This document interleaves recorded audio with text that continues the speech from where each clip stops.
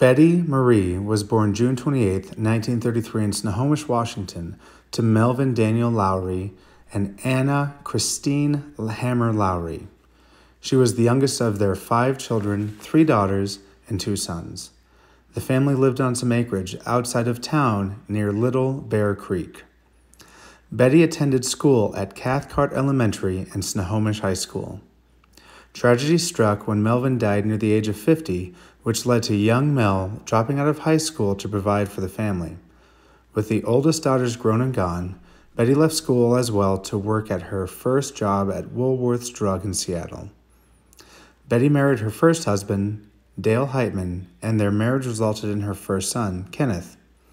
Later, Betty married Dale Byron Johnson, and together they had 3 children, Ronald, the oldest, Randall, the middle son, and Terry Marie, the daughter. Betty was a devoted mother and homemaker.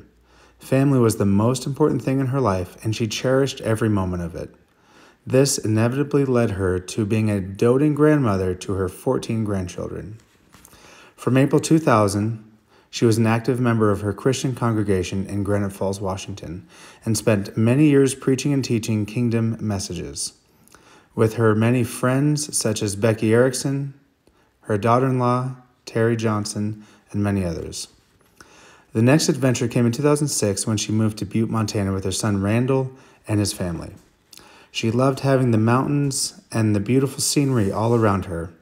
Her favorite activities were spontaneous drives with friends far out into the country to find old homesteads, marvel at animals. On the surface, Betty was a classic, sweet grandmother. Gave everything she had to family. Betty loved tending to her garden, serving big meals, baking all kinds of treats, sewing beautiful quilts, playing card games. She would play tricks on her friends and tease her grandkids. When I would go to her house after school, she always had my favorite, a hot pastrami sandwich. And we would watch the Golden Girls together, and she would always get us toys to play with in her creek in the back of her property. Betty was loved by all who met her, and in turn she showed love to all whom she met. She always put the needs of others, especially those of her family, ahead of herself. She set the example of forgiving freely, showing hospitality.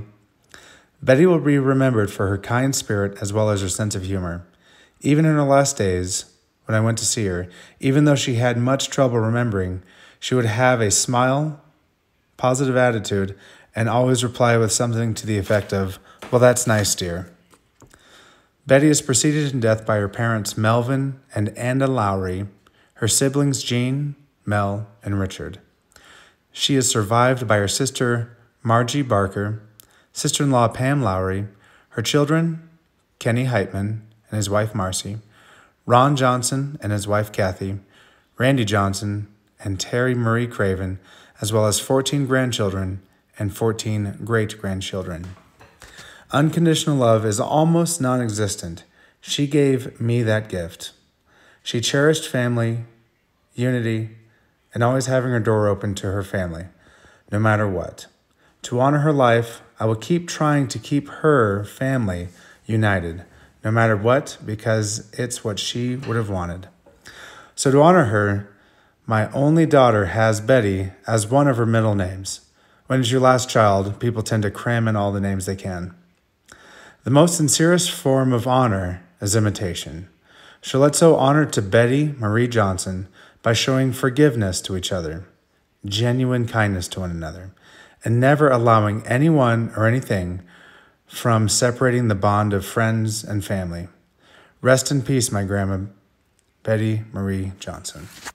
Here's just a few moments I captured on video of my grandma Betty over the last few years.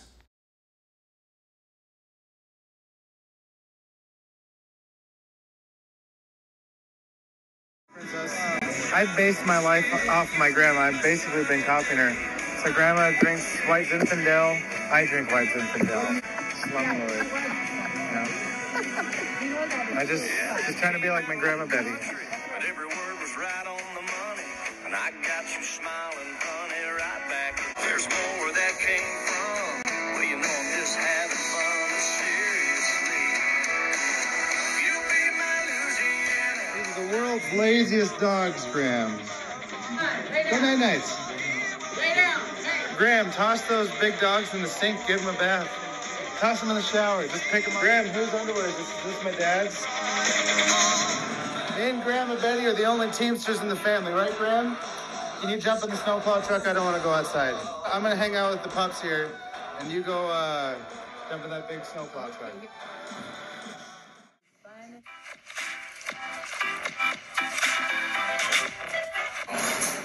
Mine was every product like that.